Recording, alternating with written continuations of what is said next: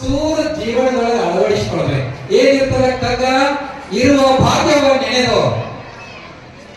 ಭಾಗ್ಯವನ್ನು ನೆನೆದು ಬಾರೇನೆಂಬುದನ್ನು ಬಿಡು ಹರುಷಕ್ಕಿದೆ ಬಾರಿ.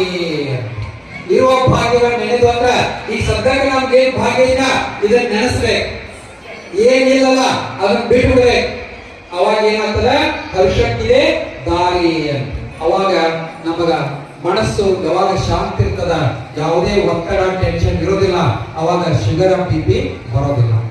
ಇನ್ನ ಮಕ್ಕಳಿಗೋಸ್ಕರ ನನ್ನ ಸಮಯದ ಅಭಾವ ಇರೋದ್ರಿಂದ ನಾನೊಬ್ಬ ವಿಜ್ಞಾನದ ಉಪನ್ಯಾಸಕ ಆಗಿರೋದ್ರಿಂದ ಇದೇ ವೇದಿಕೆ ಮೇಲೆ ಪ್ರಭೋಜಿ ಮಹಾರಾಜರ ಸಾನ್ನಿಧ್ಯದಲ್ಲಿ ಒಂದು 15 ವರ್ಷದ ಹಿಂದ ಒಂದು ಪವಾಡ ರಹಸ್ಯ ಬಯಲು ಕಾರ್ಯಕ್ರಮ ಮಾಡಿದ್ರು. ಅಜ್ಜರಿಗೆ ಬಹುತೇಕ ನೆನಪಿದ್ರು ಇರ್ಬೇಕು.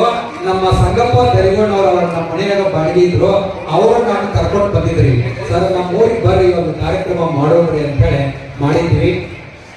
ನಿಮ್ಮ ಮಕ್ಕಳಿಗೆ ಒಂದು ವಿಜ್ಞಾನಿಯ ಕಥೆಯನ್ನು ಹೇಳಿ ನನ್ನ ಮಾತನ್ನು ಮುಗಿಸ್ತೀನಿ. ಆ ವಿಜ್ಞಾನಿ ಯಾರೋ ಕೊನೆಗೆ ಪ್ರಶ್ನೆಗಳನ್ನ ಕೇಳ್ತೀನಿ, ನೀವೆಲ್ಲರೂ ನೆನಪಿಟ್ಟುಕೊಂಡೆ ಹೇಳಬೇಕು. ನನಗೆ 10